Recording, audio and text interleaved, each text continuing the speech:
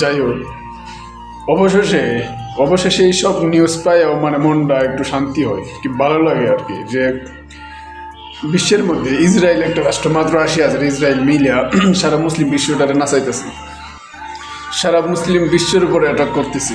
কিন্তু এইসব অ্যাটাক এই ইসরায়েলের মানে টর্চার মানে চোখ দিয়া দেখে দেখে সহ্য করে যাইতেছে একমাত্র মুসলিম বিশ্বটা। মানে তারা কোনোভাবেই প্রতিবাদ করতে পারতেছে না ইসরায়েলের বিরুদ্ধে, ইসরায়েলের বিপক্ষে।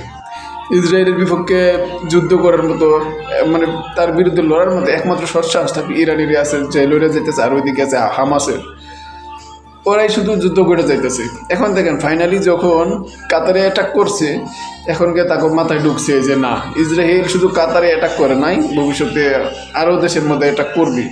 কারণ ইসরায়েলের যে গতিধারা, আমেরিকা যেভাবে তারা নিয়ম মানে পরিচালনা করতেছে, মানে মেডেলিস্টের মধ্যে হারাপ্রাষ্ট্রগুলোর মধ্যে একটার পর একটা অ্যাটাক করবে, আর ইসরায়েলের পাওয়ার দেখাইবে যে তার ক্ষমতায় আছে সেই সবচেয়ে সেরা বিশ্বের মধ্যে।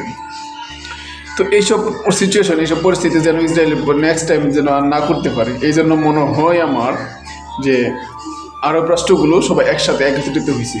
আর যার জন্য এই যে এই বৈঠকে বসে অনেকগুলো দেশের মানে মুসলিম বিশ্বগুলো একত্রিত হইয়া এর মানে ইসরায়েলের উল্টা জবাব দেওয়া হবে। হয়তো বা এমন হইতে পারে যে ইসরায়েলের বিশ্বের মানচিত্রের থেকে তো একবার রিমুভ করবে, একবার ধ্বংস মনে করে দিতে পারে ইসরায়েল। তো আপনারা শুনেন নিউজটাতে কি বলতেছে।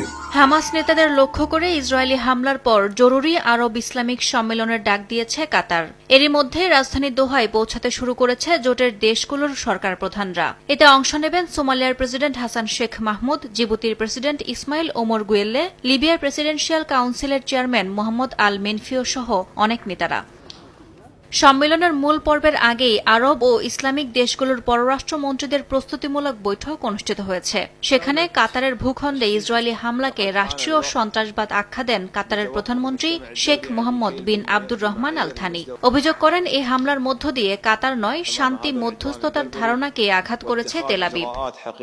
কাতারের প্রধানমন্ত্রী বিভিন্ন দেশের নেতাদের সঙ্গে আঞ্চলিক পরিস্থিতি ও সম্মেলনের খসড়া প্রস্তাব নিয়ে আলোচনা করেন। ফিলিস্তিন সংকট সমাধানে ঐক্যবদ্ধ অবস্থান নিশ্চিতের আহ্বানও জানানো হয় বৈঠকে। প্রস্তুতিমূলক বৈঠকে ইরাকের প্রধানমন্ত্রী মোহাম্মদ শিয়া আল সুদানি সতর্ক করে বলেন, ইসরায়েলের বিরুদ্ধে যৌথ প্রতিরক্ষা জোট গড়তে হবে।